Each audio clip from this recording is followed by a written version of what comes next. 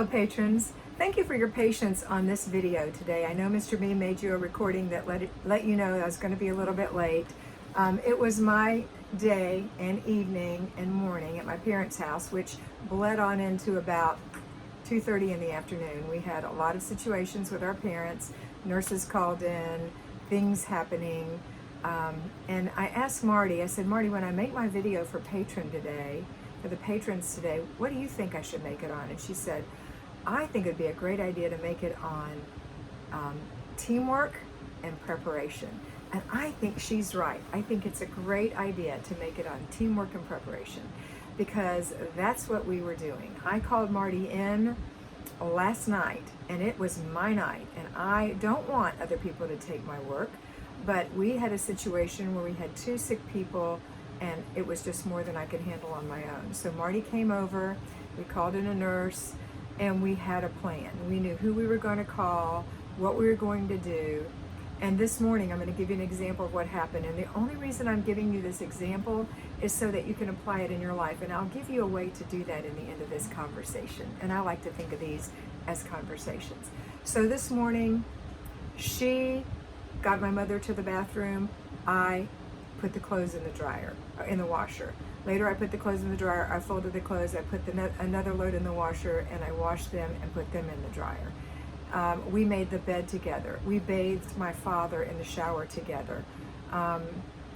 She did some of the medication work. She made the breakfast. I served what turned out was going to be breakfast, but by the time they were ready to eat, it was 1:30 in the afternoon. So I served them lunch. My mother got breakfast for lunch. She made a sandwich for Dad. I made a sandwich for Mom. Mom didn't want the sandwich. Instead, she wanted the cream of wheat. It's just one thing after another. But we were a team, and we worked like a team. When I got up in the morning while Marty was taking her shower, I unloaded the dishwasher.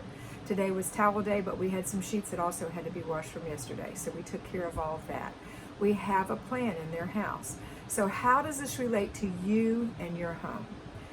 A plan is essential. And delegating and asking for help is not something to be ashamed of. You won't do it forever, but there are times when you need to delegate, and there are times when you need to ask for help. You cannot run yourself into the ground trying to do everything for everyone. You just can't. I'm making a concerted effort not to be stressed out. My sisters are making a concerted effort not to be stressed out, and hospice home care is fantastic. We just got them for my mother, hoping to get them for my dad as well. Fantastic in helping us achieve this goal.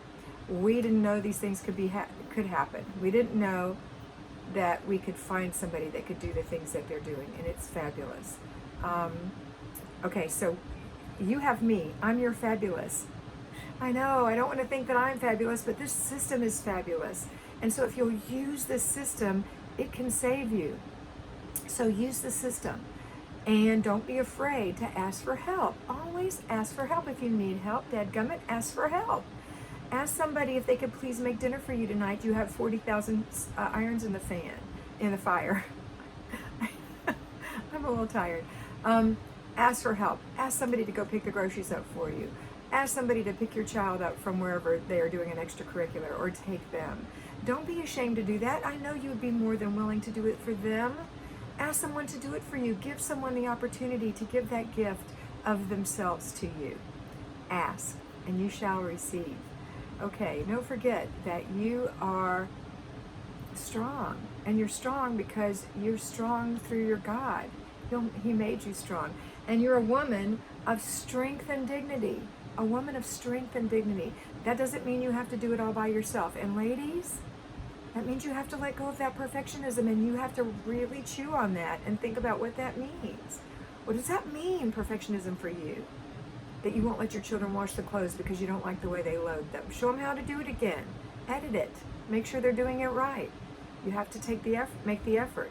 Do it now so that when you are super busy, or you're sick, or you have a sick parent, they know how to take care of that.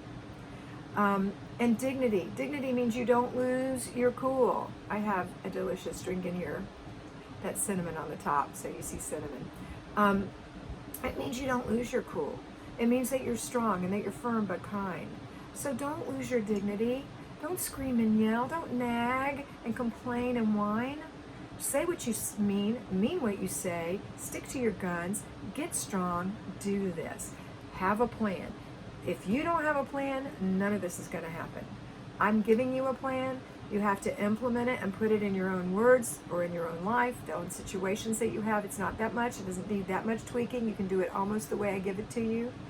But that's your plan. If you have a plan, then you have someplace to go. Remember, you do it step by step every day. Okay, so this is the story today. It's on teamwork and it's on having a plan. The teamwork can happen in your home. The plan can happen in your home. It could also happen at work. It can happen in your social life.